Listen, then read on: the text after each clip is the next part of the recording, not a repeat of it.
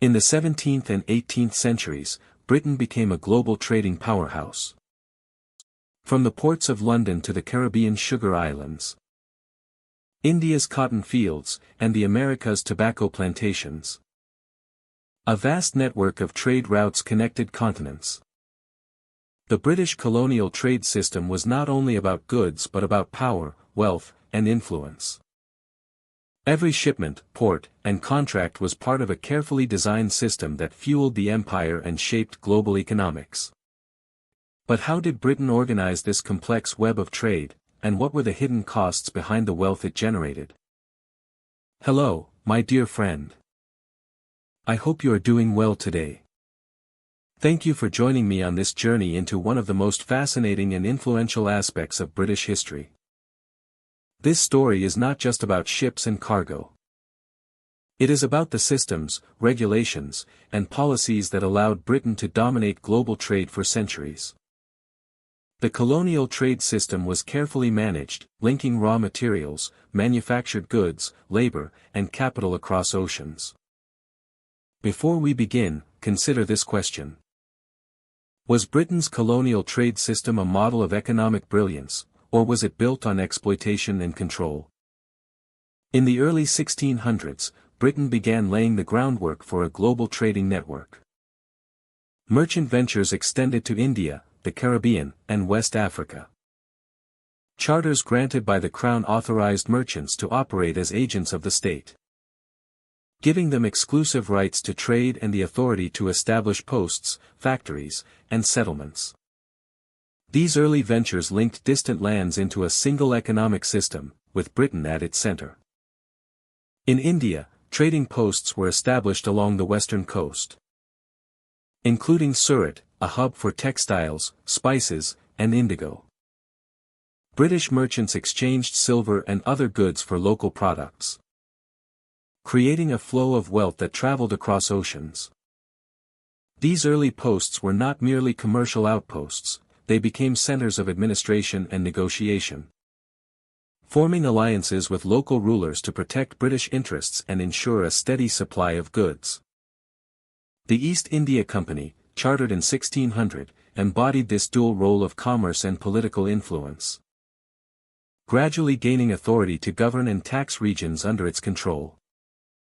In the Caribbean, sugar plantations became the focus of British trade. Merchants imported European tools, livestock, and labor to produce sugar, molasses, and rum, commodities highly sought after in European markets. The trade was closely regulated, with the Crown and later Parliament imposing laws to protect British monopolies and secure profits. West African ports were another crucial component, providing enslaved laborers for the plantations. The triangular trade emerged, linking Britain, Africa, and the Americas in a system that facilitated the movement of people, goods, and capital. Shipping routes crisscrossed the Atlantic and Indian Oceans, connecting production centers with markets in London, Bristol, and Liverpool. Merchants relied on detailed knowledge of winds, currents, and monsoons to move goods efficiently, while naval protection ensured the security of valuable cargoes against pirates and rival nations. Every voyage carried risks, but also immense profit, incentivizing merchants to expand their reach and establish more permanent footholds across the globe. These networks created the infrastructure for empire, linking local economies to global demand. Financial systems developed alongside these trade networks. Joint stock companies allowed investors to pool resources, sharing both risk and reward. Merchants maintained ledgers, contracts, and correspondence that documented transactions, ensuring accountability and facilitating long-term planning. These administrative practices reinforced commercial stability, enabling the scaling of operations across continents. London became a hub for finance and insurance, providing capital and protection that allowed British merchants to operate on an unprecedented scale. Trade also fostered cultural and technological exchange. European goods, including textiles, metalware, and firearms, flowed into colonies, while exotic products such as spices, cotton, and sugar influenced markets and consumption patterns in Britain. Knowledge of navigation, astronomy, and cartography advanced as merchants and sailors sought more efficient routes. The interplay of commerce and innovation strengthened Britannia's ability to compete with continental powers, whose empires relied more heavily on conquest than on integrated trade systems. Local dynamics shaped the networks as well. In the Caribbean, labor systems, including slavery and indentured servitude, became essential to the production of commodities demanded by Europe. In West Africa, European forts and factories facilitated trade in gold, ivory, and human labor, often entangling local politics with imperial interests. These interactions underscored the interconnectedness of commerce, governance, and social structures within the expanding empire. By mid-century, these early trade networks had established the pattern of British imperial commerce. Ports, warehouses, and markets created a chain of economic control, linking producers and consumers across oceans. Profits from trade fueled further exploration, military protection, and the expansion of settlements, reinforcing Britannia's global position. Each successful voyage strengthened both commercial and political influence, demonstrating the importance of integrating economic activity with strategic planning. The networks were also instrumental in shaping British society. The wealth generated from overseas trade fueled urban growth. The rise of a merchant class, and investment in infrastructure and industry. London, Bristol, and Liverpool became centers not only of commerce but of culture, finance, and innovation. The goods that traveled along these networks transformed daily life, influencing diets, fashions, and consumption patterns. Economic reach translated into social and political power, creating a domestic foundation for overseas ambition. Challenges were constant. Pirates, storms, and competition from the Dutch, Portuguese, and Spanish threatened the flow of goods.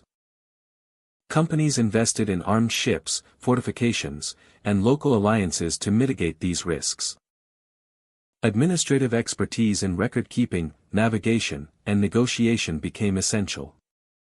Merchants and investors developed systems to track cargoes, maintain contracts, and resolve disputes, ensuring the stability of trade even across vast distances. Risk management became a core skill, reinforcing the professionalism and resilience of British commerce. By 1650, Britannia's early trade networks had established a framework for sustained imperial growth. The combination of maritime skill, commercial organization, and strategic alliances enabled the Crown and its merchants to exert influence far beyond the island itself. These networks laid the economic, administrative, and logistical foundations that would support the empire's expansion in the decades to come.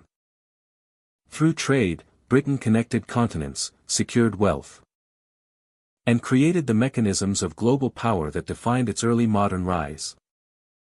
In conclusion, the period from 1600 to 1650 illustrates how Britain transformed trade into an instrument of empire. By integrating commerce, administration, and strategic alliances, merchants and state actors created a network that linked India, Africa, the Caribbean, and Europe.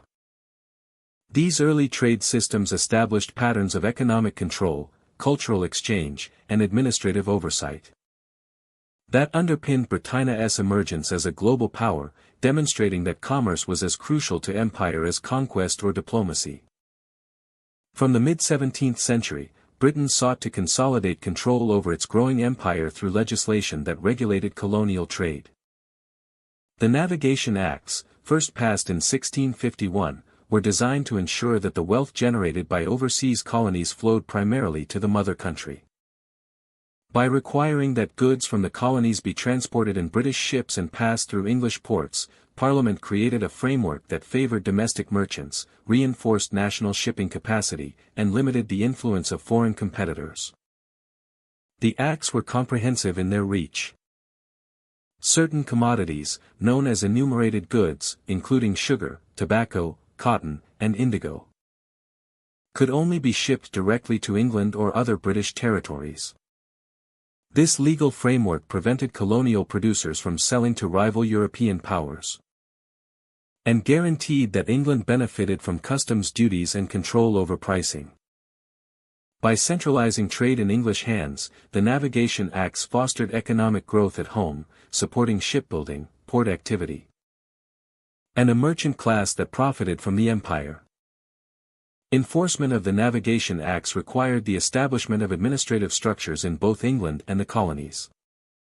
Customs officers monitored ports, inspected cargoes, and recorded shipments. Ships found in violation faced fines or confiscation of goods. Colonial merchants frequently tested the limits of British authority. The legal expectation created by the Acts reinforced the principle that colonial trade existed for the benefit of Britain, not for the colonies themselves. The impact on colonial economies was significant. Producers adapted to the legal framework, focusing on crops and goods that would meet the enumerated requirements. British shipping lines prospered, and merchant houses in London and Bristol expanded operations to handle the increased volume of colonial commodities. Simultaneously, the Acts encouraged the development of British naval capacity to protect trade routes and enforce compliance on the high seas. Economic power and military presence were thus intertwined, creating a system in which trade, law, and national security reinforced each other. The Navigation Acts also shaped political relations within the empire. Colonists, while benefiting from guaranteed access to British markets, were frustrated by restrictions that limited trade flexibility. Tensions arose when merchants sought to trade with other European powers or evade English oversight. These conflicts set the stage for disputes over economic control and contributed to growing colonial resentment.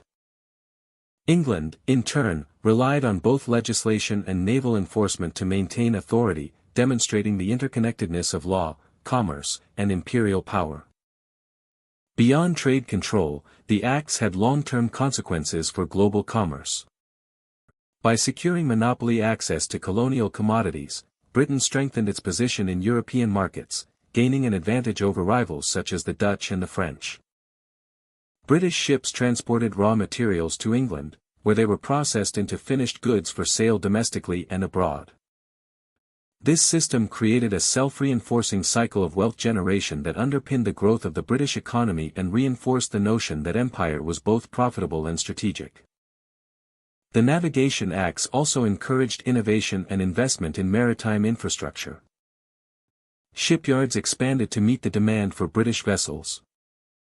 Ports were modernized to accommodate increased cargo. And merchants invested in fleets capable of long-distance trade. The legislation incentivized efficiency, encouraged the development of insurance markets, and nurtured a professional merchant class that could navigate complex international trade networks. By intertwining commerce with national policy, Britain created a durable system in which economic control reinforced political authority.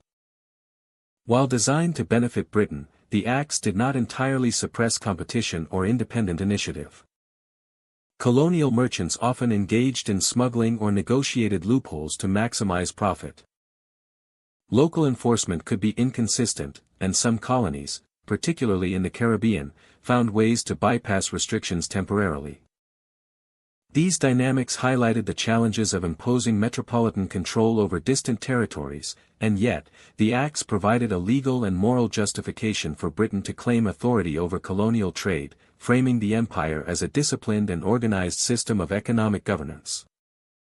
Over time, successive revisions of the Navigation Acts refined and expanded their scope.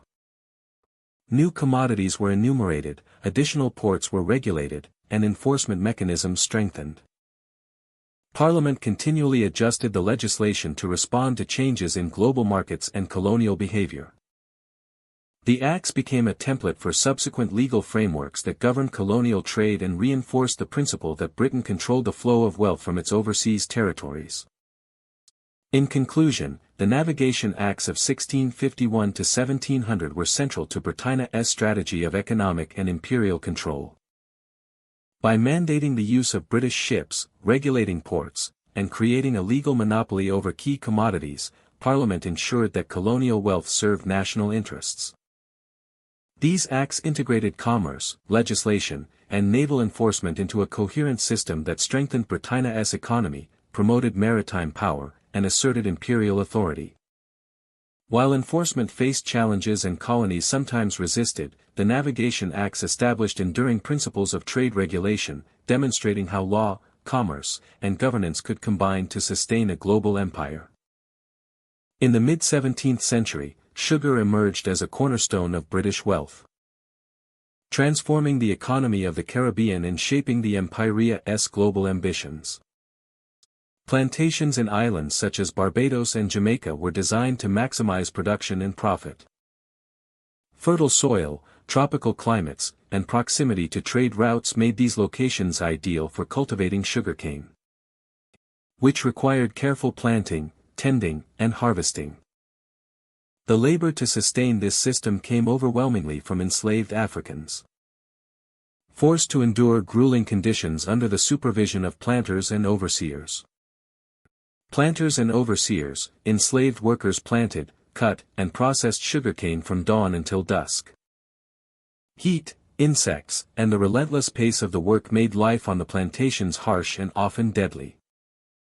Yet, the empire relied on this labor to fuel a trade network that would generate unprecedented wealth for Britain. Sugar was transformed into multiple products, including raw sugar, refined sugar, rum, and molasses. These commodities were shipped across the Atlantic to Europe, where demand was rising rapidly. British merchants coordinated the flow of goods, ensuring that ships sailed efficiently between Caribbean ports and London warehouses. Markets in Amsterdam, Lisbon, and Paris also absorbed sugar, expanding the European trade network and linking continents in an exchange driven by profit and ambition. Planters and administrators oversaw every stage of production and trade. They regulated labor, maintained security, and organized shipping schedules. Port authorities, customs officials, and merchants in London worked together to maximize returns while enforcing rules that favored British economic interests. The coordination between colonies and the metropole was precise, allowing Britain to maintain control over production, pricing, and export volumes. The sugar trade was intertwined with broader commercial networks. Ships returning to Europe carried not only sugar but also molasses for rum distillation and other goods from the colonies. Conversely, manufactured goods, tools, and foodstuffs were shipped from Britain to support plantation life. This triangular trade connected Africa, the Caribbean, and Europe, embedding the sugar economy within a global system that reinforced the empire's reach and influence. Economic policy supported this structure. Laws such as the Navigation Acts ensured that colonial goods moved primarily through British ports. Duties and tariffs were imposed to protect domestic manufacturers while promoting the export of colonial products. Planters and merchants benefited from these policies, while Britain secured a steady stream of revenue and maintained control over both trade and labor systems. The human cost of this trade was immense. Enslaved workers faced brutal discipline, long hours, and limited access to food or shelter. Disease, exhaustion, and malnutrition were constant threats. Families were separated, culture suppressed, and individual freedoms denied. Despite this suffering, the wealth generated through sugar trade sustained the empire, funding further colonial ventures, naval expansion, and economic development in Britain itself. Technological innovations also shaped the sugar economy. Windmills and water-powered mills improved the efficiency of crushing cane, while boiling houses refined sugar more quickly and consistently. These innovations increased output but also intensified labor demands, pushing enslaved workers to the limits. Investment in machinery, alongside human labor, created a highly productive system that underpinned British dominance in the Caribbean. The trade extended beyond commodities. British influence shaped local governance, settlement patterns, and agricultural practices. Administrative structures ensured compliance with imperial law, while planters maintained a hierarchy that reinforced social and economic control. The interplay of power, commerce, and labor created a complex ecosystem in which wealth flowed upward to Britain, while oppression shaped daily life in the colonies. By the mid-18th century, the Caribbean sugar trade had become a symbol of Britannia's global reach. Profits funded merchant ventures, naval power, and further expansion, cementing the empire's position in international commerce. Yet, behind the prosperity lay a system built on exploitation, coercion, and human suffering, illustrating the stark contrasts between imperial gain and colonial reality. This period demonstrates how economic ambition, strategic planning, and global networks combined to make sugar a cornerstone of the British Empire. Plantations, ports, ships, and labor systems were orchestrated to sustain production and maximize returns. The legacy of these decades is reflected not only in wealth accumulated and trade established but also in the enduring impact on the societies and peoples whose lives were shaped by this relentless pursuit of profit. Sugar's centrality to Britannia's economy in the Caribbean illustrates the intersection of commerce, empire, and labor. Merchants, administrators, and planters worked in concert to transform raw agricultural products into wealth that fueled further expansion. The empire's success depended on this combination of strategic management, maritime networks, and human exploitation. By 1750, the Caribbean had become the epicenter of Britannia's sugar economy. Ships sailed regularly between islands and European markets, delivering sugar and returning with goods that reinforced colonial dependence. The coordination of production, transportation, and commerce created a cycle of wealth that contributed directly to Britannia's economic and political power. This system exemplifies how a single commodity, managed effectively through global networks and colonial oversight, could transform both an empire and the world economy. In the early 17th century, the cultivation of tobacco transformed the economic landscape of North America. Settlers in Virginia and Maryland discovered that the fertile soil and warm climate produced tobacco of exceptional quality, highly sought after in European markets. The demand for this cash crop grew rapidly, fueling the establishment of plantations and shaping the economic priorities of the colonies. Tobacco became a cornerstone of British mercantilist policy, linking the production of raw materials in the New World to the wealth and stability of the mother country. Colonial administrators implemented strict regulations to ensure that tobacco production aligned with imperial interests. Licenses were required for planters, and records were kept of the amount grown and exported.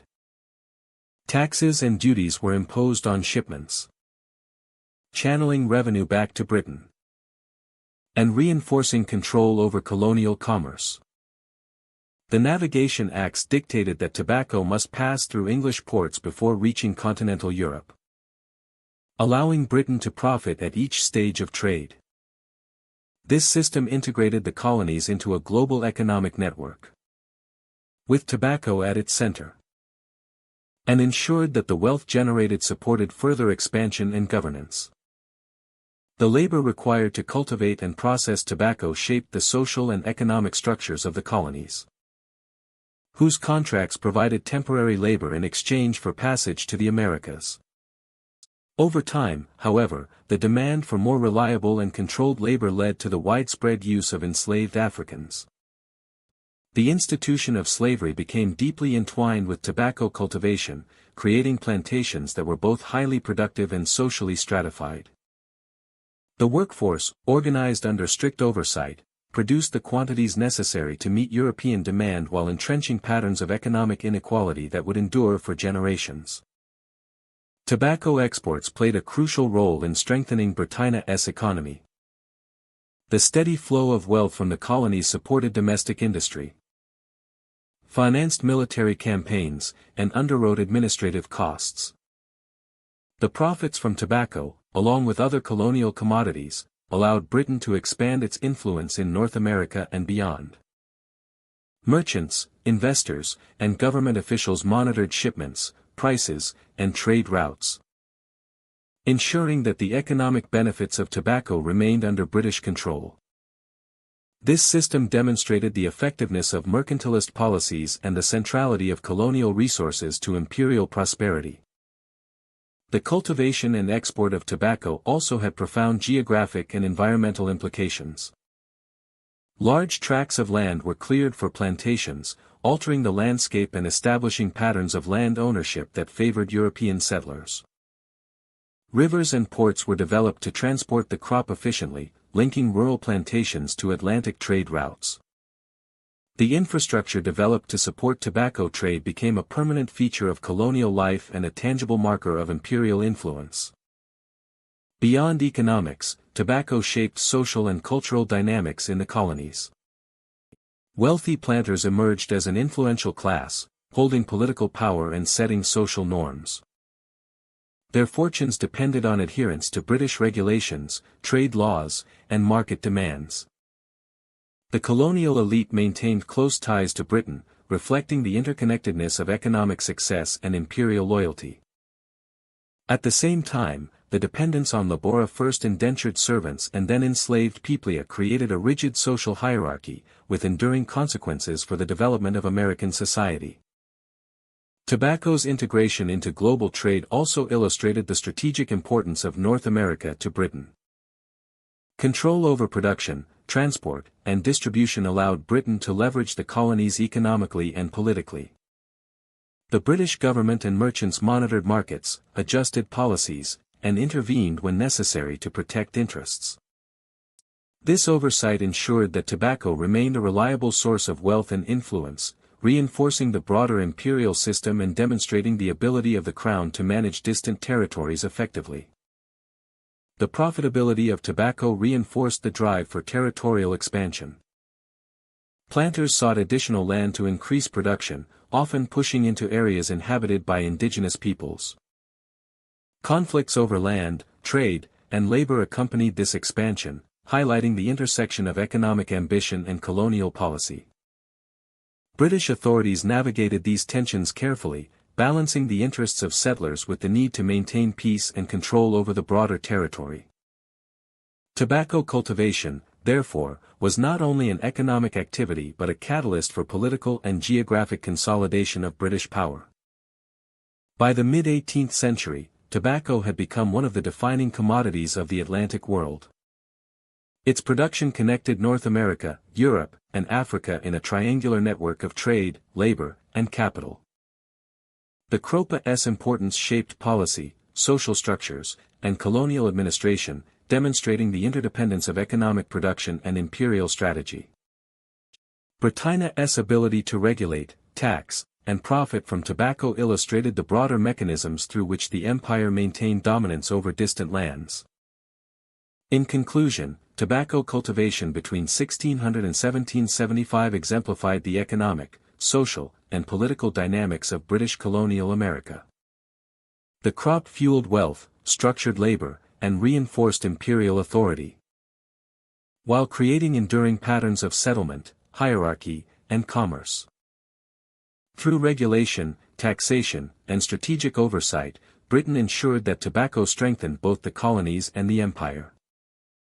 The legacy of this period reflects the centrality of a single commodity in shaping the course of colonial development, imperial expansion, and the integration of North America into the global economy. Indian textiles and the East India Company 1700–1800. During the 18th century, Indian textiles stood at the center of global commerce. Cotton and silk from Bengal, Gujarat, and the Coromandel coast traveled across oceans, passed through crowded docks, and entered British markets in vast quantities. Fine muslins, patterned chintz, and brightly dyed calicos became sought-after products. They were admired for their craftsmanship and valued for their profit. Behind this trade stood the East India Company, an institution that reshaped commerce in India and altered the fabric of international exchange. Company officials operated factories, warehouses, and trading posts known as presidencies. These centers served as the administrative backbone of commercial activity. In Calcutta, Madras, and Bombay, officials negotiated prices with merchants, inspected bales of cotton, and managed ports. They approved shipments bound for Britain, where demand for Indian textiles grew steadily. The company became a gatekeeper between Indian producers and European markets. It controlled the scale of trade, the flow of products, and the contracts that determine value. Negotiations with local rulers shaped the rhythm of commerce. Agreements allowed the company to operate ports, maintain trading privileges, and expand influence. In exchange, rulers received payments, military support, or diplomatic recognition. These arrangements varied across regions, but each connected trade to politics. The company presented itself as a commercial partner, yet its economic power often exceeded that of the states it negotiated with. Over time, authority shifted. Trade agreements became instruments of control. Monopolies enforced by the company restricted competition. Independent merchants faced limitations. Certain markets were closed, and prices were set to favor company interests. Ships sailing under other flags struggled to gain access to ports or documentation. The company used its charter to secure exclusive rights to export textiles and spices, protecting revenue for shareholders in London. This strategy increased profit but also created tension. Indian weavers and traders saw their independence diminish as regulations deepened. Inside weaving centers, skilled artisans continued to produce textiles with techniques refined over generations. Handlooms clicked through long hours as cotton thread became fabric. Natural dyes yielded vivid colors. Patterns reflected regional identity and artistic tradition. Yet economic pressure shifted the structure of production. Contracts required weavers to deliver specific quantities at fixed prices. Company agents measured cloth, counted threads, and marked bundles for export. The craft continued, but autonomy narrowed. Warehouses became transitional spaces where goods awaited shipment. Packed with bales of cotton and crates of silk, these structures smelled of dye, fiber, and ink. Clerks checked inventory, calculating weight and quality. Account books tracked every transaction. Armed guards protected cargo until it reached the docks. From there, ships carried the textiles through monsoon winds and across the Indian Ocean toward Britain. Each voyage tied India more tightly to global demand. Spices and raw materials accompanied textiles. Pepper, indigo, and saltpeter flowed through the same networks. These goods supported both trade and military interests. Indigo fed the dyeing industry in Europe. Saltpeter supplied powder to armies and navies.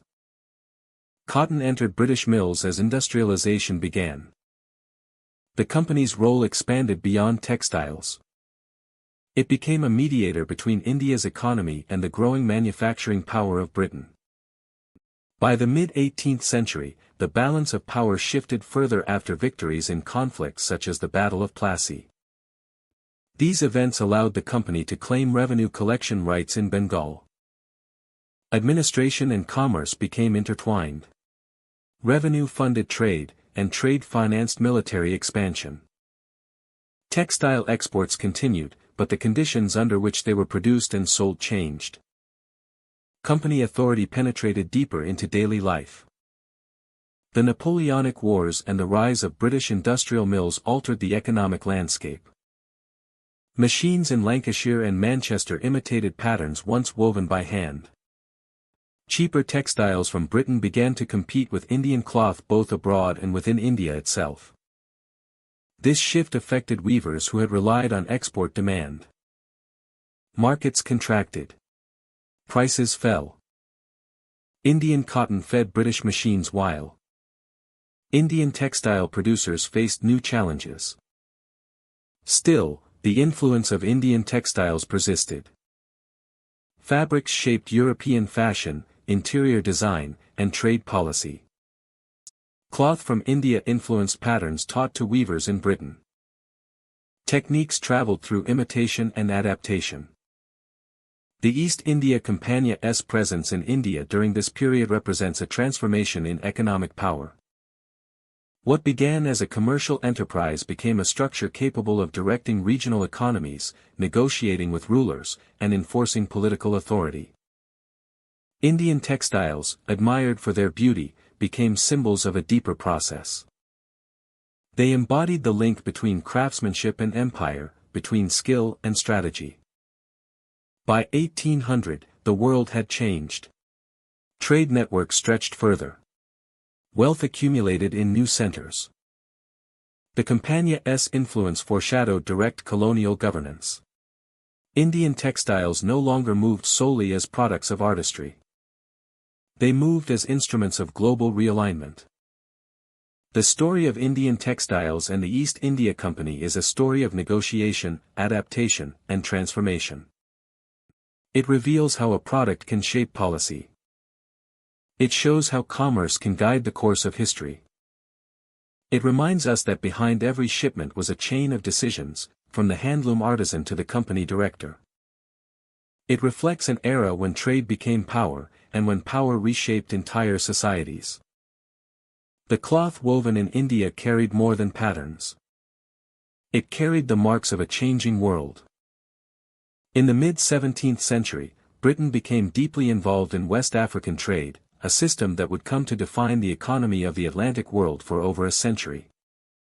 British merchants sailed to the coasts of present-day Ghana, Nigeria, and Senegal, exchanging manufactured goods such as textiles, firearms, and metalware for enslaved people. African intermediaries and local rulers often participated in these transactions, supplying captives from inland raids or local conflicts.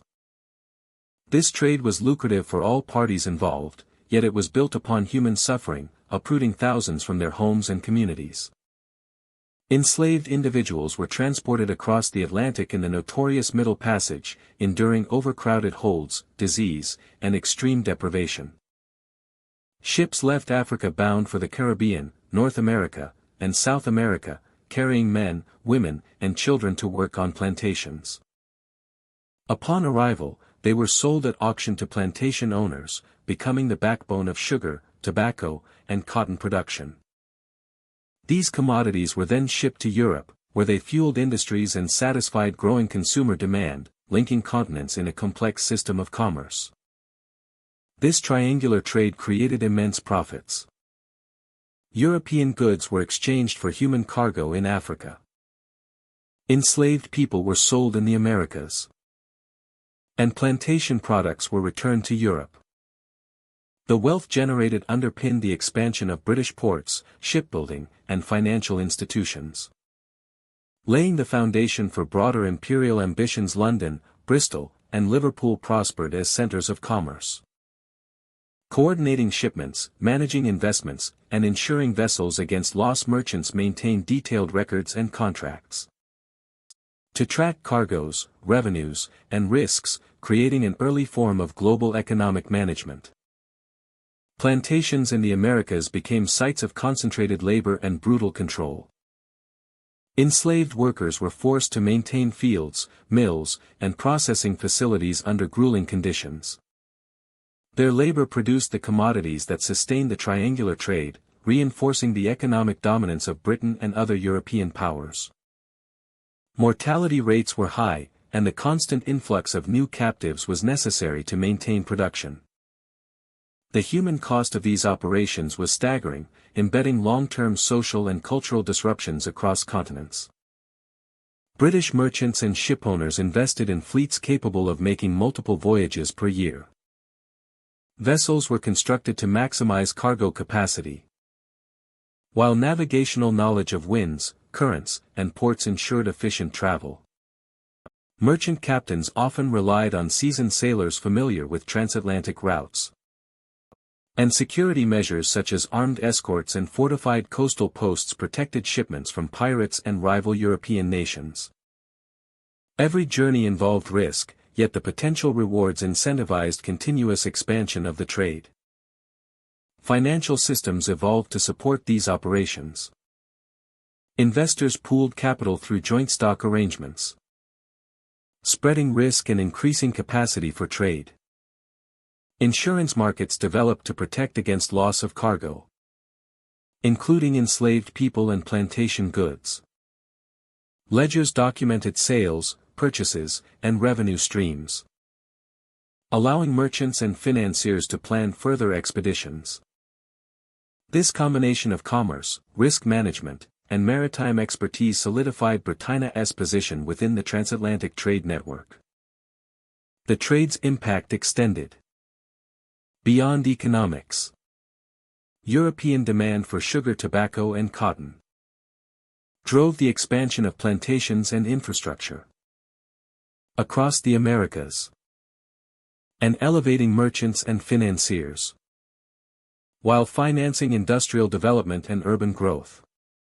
Simultaneously, African societies were affected by depopulation, social upheaval, and shifts in political power, as European demand reshaped local economies and conflicts. By the late 18th century, the triangular trade was fully entrenched. Enslaved labor powered plantations.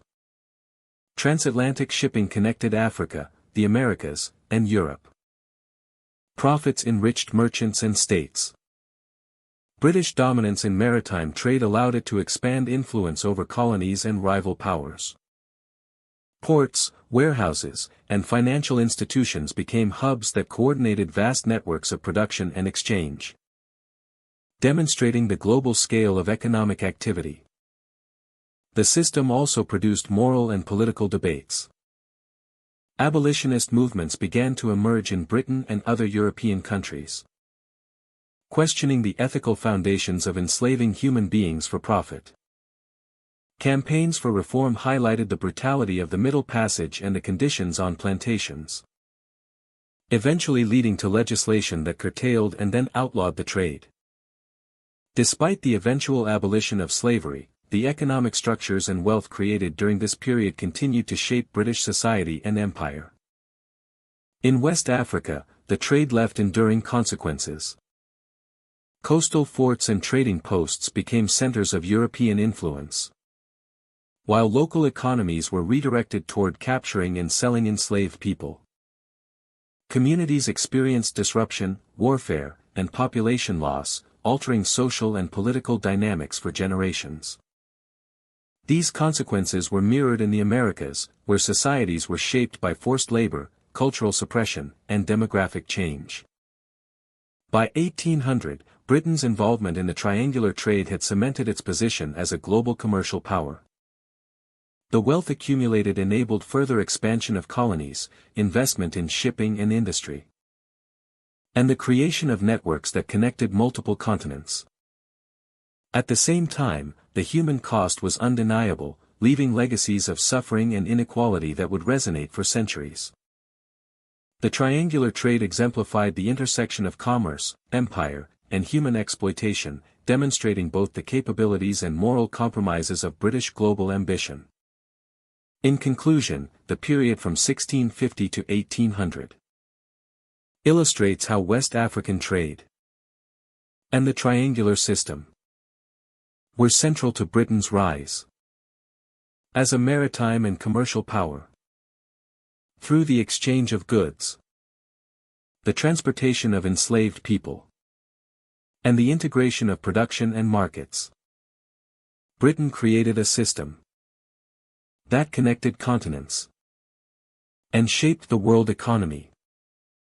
This network laid the foundation for imperial expansion, demonstrating the complexity, profitability, and human cost of global trade.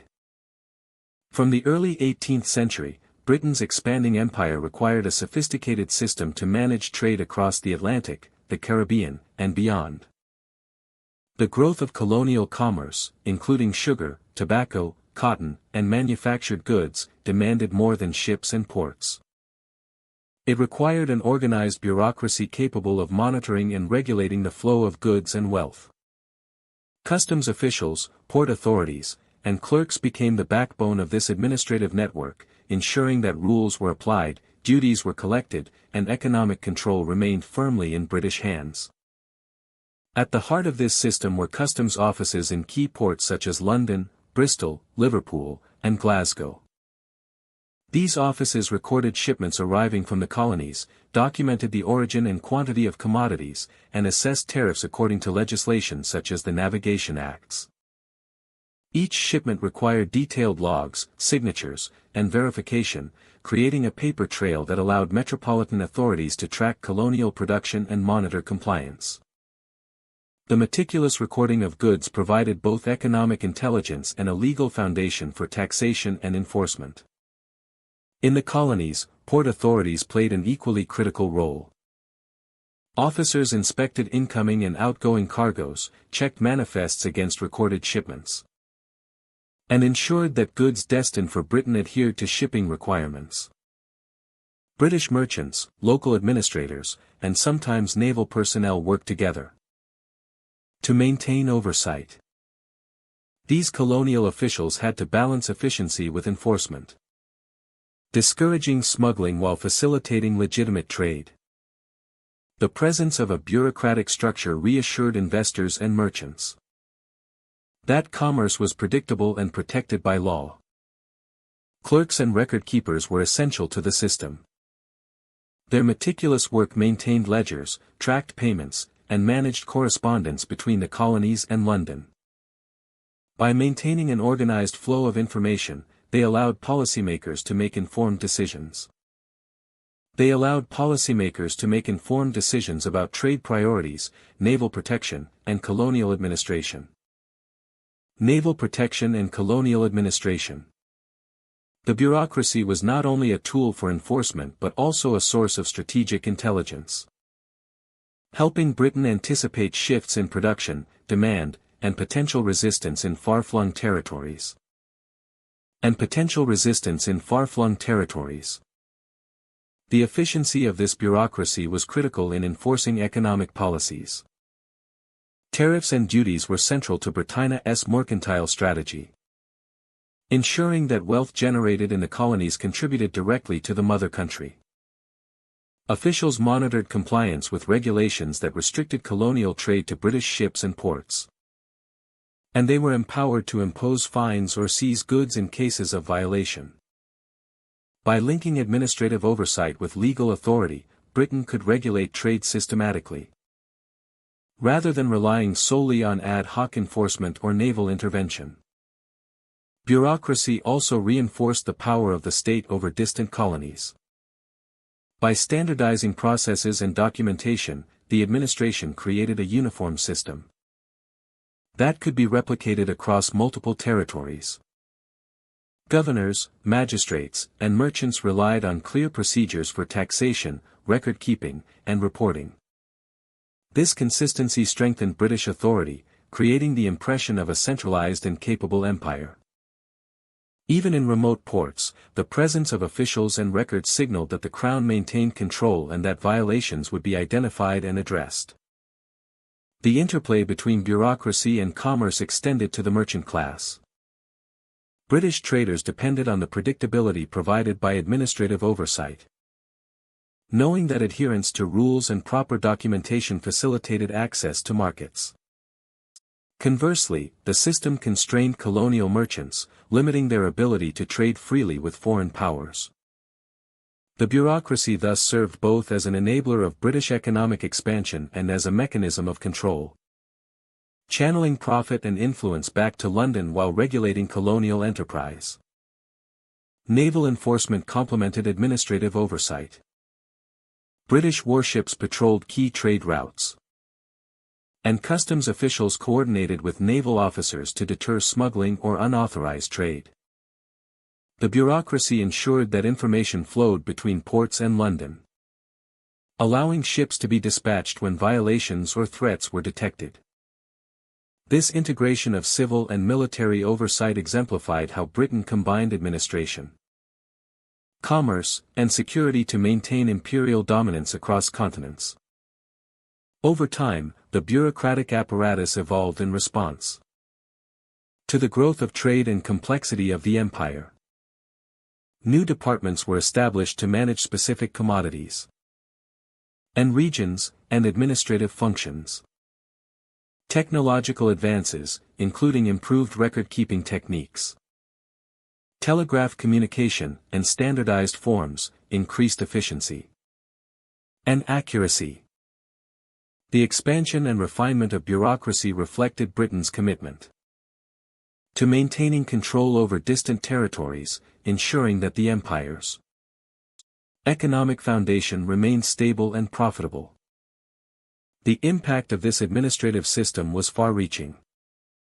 It allowed Britain to project authority, enforce trade laws, and maintain economic advantage across vast distances. Colonial governors and merchants had clear rules to follow, reducing uncertainty and facilitating long-term planning. Metropolitan officials in London could assess the flow of goods, monitor compliance, and respond strategically to emerging challenges. The bureaucracy became the connective tissue of the empire, binding together commerce, governance, and law into a coherent system of oversight. In conclusion, Britain's trade administration and bureaucracy from 1700 to 1850 were critical to sustaining a global empire. Customs officials, port authorities, and clerks ensured that commerce adhered to legal frameworks, tariffs were collected, and trade flowed in accordance with British policy. By combining meticulous record-keeping, standardized procedures, and enforcement mechanisms, Britain maintained control over distant markets and resources. This system not only enabled economic growth but also reinforced imperial authority, demonstrating how effective administration underpinned Britannia's position as a global trading and naval power. Between 1750 and 1850, technological advancements transformed Britannia's ability to engage in global trade, reshaping commerce, transportation, and maritime strategy. Innovations in shipbuilding allowed for sturdier vessels capable of carrying larger cargoes across the Atlantic, the Indian Ocean, and beyond. Hull designs improved, sails were optimized, and rigging became more efficient, enabling ships to navigate faster and more safely. These improvements reduced transit times, increasing the speed at which goods reached European markets and strengthening Britannia's commercial position. Navigation technology also evolved rapidly. Sextants, chronometers, and more precise maps allowed sailors to determine longitude and latitude with greater accuracy.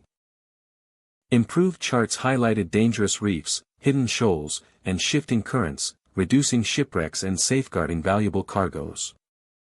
Mariners could now plan voyages more confidently, ensuring that trade routes remained reliable even in distant or uncharted waters. Steam power began to revolutionize maritime transport. Early steamships could travel independently of the wind, providing more predictable schedules and faster delivery. Canals, such as those linking industrial centers to ports, complemented these vessels by connecting inland production areas directly to export hubs. The combination of steam propulsion and canal networks shortened travel times, reduced costs, and increased the volume of goods transported, further integrating global trade. Port infrastructure also received significant upgrades. Harbors were dredged to accommodate larger ships, quays were strengthened, and warehouses expanded to handle growing cargoes. Loading and unloading procedures improved through the use of cranes and other mechanical aids. Lighthouses and beacons illuminated dangerous coastlines, guiding ships safely into port. Together, these improvements enabled Britain to manage larger fleets and more extensive trading networks with greater efficiency. These technological innovations enhanced the empire's responsiveness to market demands. Merchants could move goods quickly in response to price fluctuations or shortages, maintaining competitiveness in Europe, the Americas, Africa, and Asia. Faster transport also allowed perishable commodities such as tea, sugar, and spices to reach markets in better condition, increasing profitability. The ability to respond rapidly to consumer demand strengthened Britannia's dominance over trade networks. The expansion of shipping capacity and navigational precision also supported military objectives. Britannia's Royal Navy could project power more effectively across oceans, protecting trade routes from pirates and rival nations. Naval vessels, benefiting from technological improvements, could patrol distant colonies, ensuring that economic interests were defended. In this way, technological progress reinforced both commercial and strategic influence. Industrial innovations on land complemented maritime advancements. Factories produced stronger ropes, durable sails, and specialized ship components, supplying ships with improved materials. Metallurgy allowed the construction of more resilient hulls and cannons, while advances in steam engines made vessels more reliable. British industry became tightly linked to its global commerce, feeding technological development while profiting from expanded trade. Information flow improved alongside transportation. Telegraphs, postal networks, and record-keeping systems allowed merchants, shipowners, and colonial administrators to communicate rapidly. Market information traveled faster than ever before, enabling decisions based on accurate intelligence. By combining mechanical and informational technologies, Britain could coordinate trade on a scale unprecedented in history. These advancements did more than enhance trade efficiency.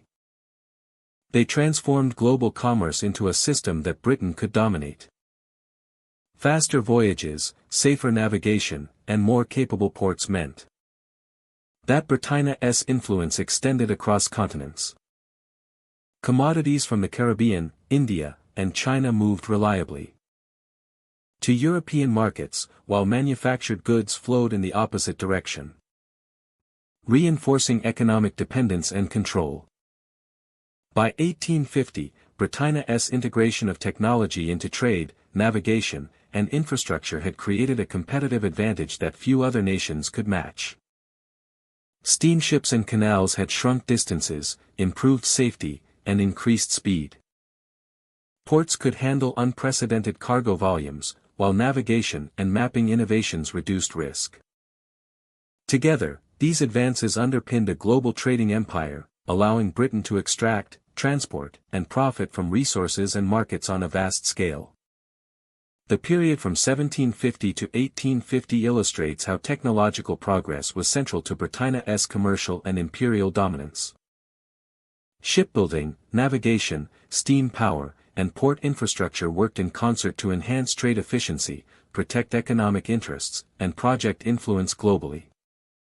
Technology provided the tools to manage an expanding empire, respond to market demands, and secure Britannia's position at the center of international commerce.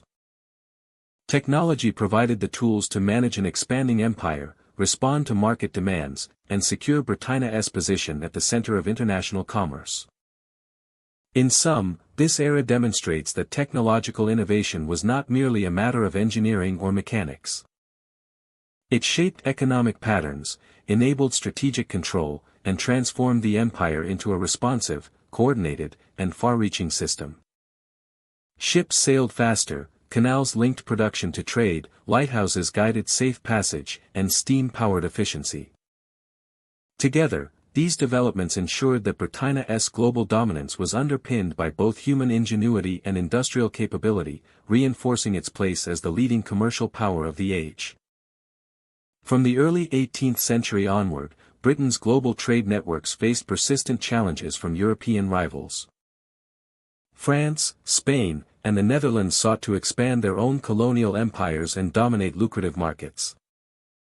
This competition drove Britain to develop strategies that combined military strength, economic policy, and diplomacy to protect and extend its commercial interests across the globe. Naval power became central to Britannia's ability to safeguard trade. The Royal Navy patrolled shipping lanes, escorted merchant vessels, and engaged enemy fleets when necessary. Blockades were established to restrict Rivalsa access to key ports. And naval supremacy ensured that Britain could enforce its economic policies on the high seas. These operations required careful planning, coordination, and intelligence, illustrating the close relationship between military capability and commercial ambition. Economic instruments were equally important in trade wars. Parliament passed legislation to regulate commerce, including tariffs, duties, and navigation acts. Designed to favor British merchants. Colonies were required to supply raw materials and export goods primarily through British channels, ensuring that wealth flowed to the mother country. These policies created friction with rival empires, prompting countermeasures, disputes, and at times open conflict. The combination of legal control, taxation, and regulation reinforced Britain's economic dominance while challenging competitors. Strategic ports and colonies played a critical role in maintaining Britannia's commercial advantage. Locations such as Jamaica allowed the Royal Navy to project power across oceans and protect merchant shipping, and respond rapidly to threats. These bases became hubs for resupplying ships, coordinating trade routes, and gathering intelligence on rival activities.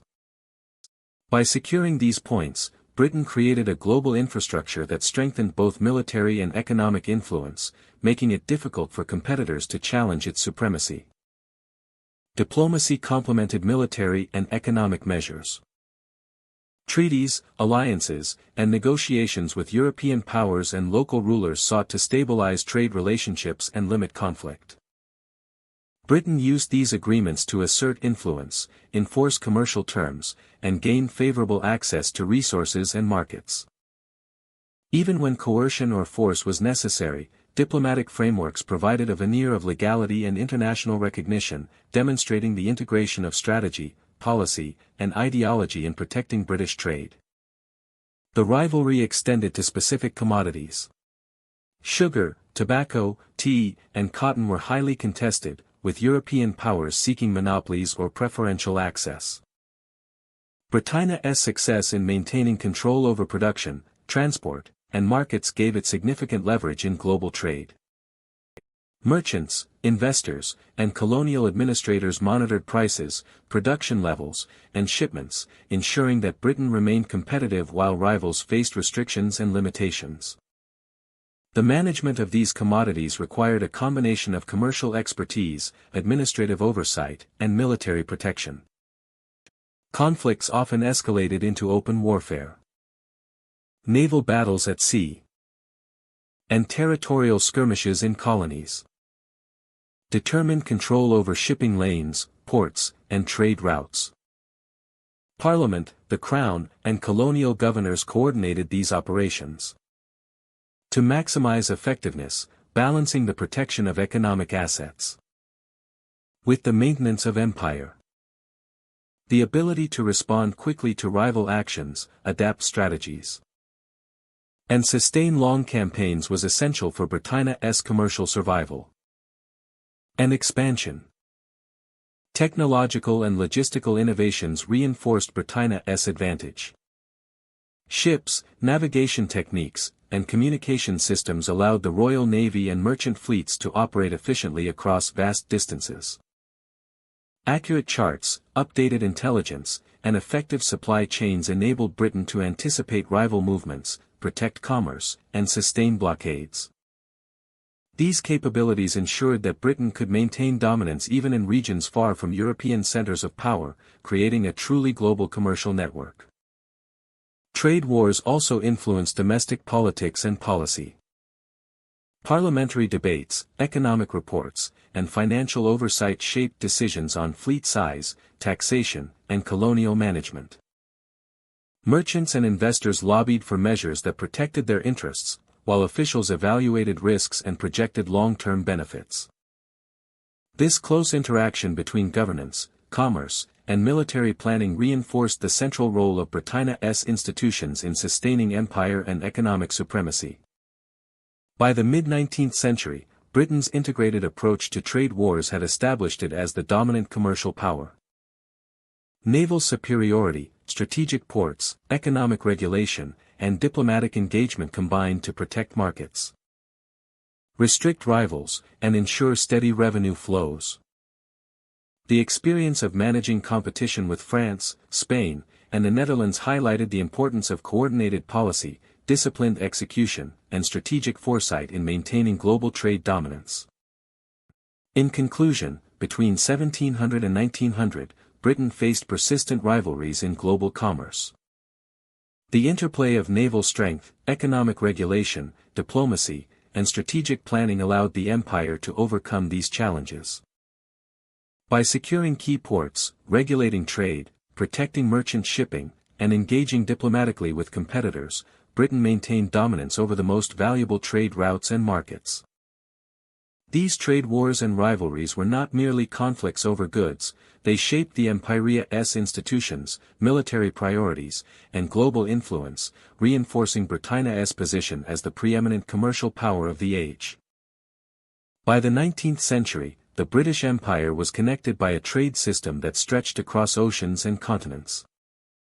It was not a single route or a single port, but an interconnected web of docks, warehouses, railways, and shipping corridors. Goods moved through this network with a sense of routine, as though the world had been engineered for the purpose of circulation. Raw materials traveled outward, manufactured products traveled inward, and finance bound everything together. The system shaped daily life from Londona's counting houses to markets in Bombay, Lagos, Kingston, and Singapore. Ports served as the anchor points of this system. Their harbors, quays, and customs houses became the first and last contact between local economies and imperial oversight. Ships carrying cotton, tea, rubber, sugar, and minerals arrived where clerks examined cargo, calculated duties, and recorded their value in ledgers. Outbound vessels carried textiles, machinery, and processed goods, completing a cycle that linked resource extraction to industrial production. Port cities grew into commercial capitals. Their skylines of warehouses and cranes revealed how much the empire relied on trade to sustain itself. Railways extended the reach of ports far into the interior. Tracks cut across mountains, plains, and forests, connecting hinterlands to shipping lanes. These lines served commercial needs first, carrying coffee from plantations, copper from mines, and wheat from agricultural regions. Passenger services followed, reshaping travel and urban growth. Railway management embedded administrative practices and timetables into colonial economies. With every train departure, the trade system reached deeper, integrating local production with global markets. The legal framework of trade developed alongside infrastructure. Maritime law, tariffs, contracting regulations, and port authorities emerged to standardize transactions. Insurance companies in London assessed risks across the world, calculating premiums to protect cargo and vessels. Banks financed shipments and insured investments. Courts in colonial capitals enforced contracts and resolved commercial disputes. Their influence survived beyond the empire because they became embedded in international trade norms. Factories in Britain depended on colonial supply. Cotton from India and Egypt fed textile mills. Rubber from Malaya supported the rise of industrial machinery and later automobile manufacturing. Sugar sweetened consumer goods and fed growing demand in domestic markets. Coal and steel production expanded as trade created wealth for reinvestment. Londona's financial sector turned these flows of material into flows of capital. Investors profited from goods they never saw, handled, or produced. The trade system converted distance into opportunity. Local economies felt these forces in different ways. Some regions prospered from access to shipping and infrastructure. Others became dependent on a narrow range of exports. Crop rotations changed to meet foreign demand. Handcraft industries declined when mechanized imports arrived. Markets that once served regional needs were reoriented to serve distant consumers. The effects were uneven and long-lasting. In Africa, railways and roads often followed the logic of extraction rather than connection. Lines ran from mines to ports, not between cities. In the Caribbean, plantation-based economies continued to revolve around export crops. In India, Textile competition transformed domestic production as British mills undercut traditional weavers. The trade system did not distribute growth evenly. It concentrated wealth where control was centralized and shifted risk to the periphery. During World War I, the trade network became a strategic asset. Convoys carried food, weapons, and fuel across dangerous waters. Naval escorts defended routes that kept supply lines functioning. The war demonstrated that the system sustained not only commerce, but survival. After the war, reconstruction relied on the same trade patterns, reinforcing existing dependencies.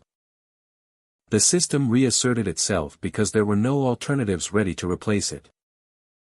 Between the wars, new technologies accelerated global movement. Motorized cargo handling, larger steamships, and improved communication shortened the time between production and sale. Markets responded to distant fluctuations.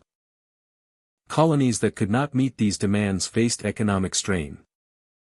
Those that adapted became further integrated into the system.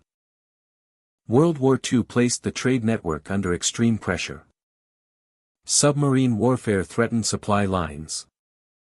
Resources were diverted to support the war effort. The empire's trade routes functioned as arteries sustaining the conflict. Ports handled military cargo. Merchant fleets operated under convoy to prevent losses. Trade and war became inseparable. After 1945, the cost of maintaining these systems contributed to the shift toward decolonization. When independence movements gained momentum, the trade network did not disappear. It transitioned. Newly independent nations inherited ports, railways, commercial laws, and financial relationships. They also inherited expectations from global markets. Some used the system to their advantage, building national industries and export strategies. Others struggled under the weight of inherited economic structures designed to serve a different era. The trade system remained even as the authority that built it withdrew. The legacy of the colonial trade system persists today. Trade routes established centuries ago still carry goods.